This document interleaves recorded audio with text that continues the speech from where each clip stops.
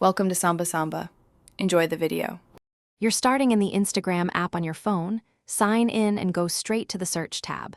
Once there, tap the search bar to reveal recent searches and suggested reels. You need the search view visible so you can access the three-dot menu and settings that control search history. Make sure your app is updated. Older versions may hide options. Now tap the profile or settings icon if required. This gets you ready to clear reel-specific activity rather than general app data. You'll navigate to Settings and then to the Search History area to target Reels searches specifically. Once you open Search History, Instagram lists recent terms and Reels-related queries. You can remove single entries by tapping the X or choose Clear All to delete everything. If you only want Reels, review the list and remove Reel-related keywords manually. Confirm the clear action when prompted. This deletes local search suggestions tied to your account, so suggestions will refresh based on new activity.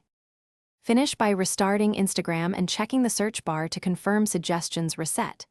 If you still see Reels history, log out and log back in, then repeat the clear process.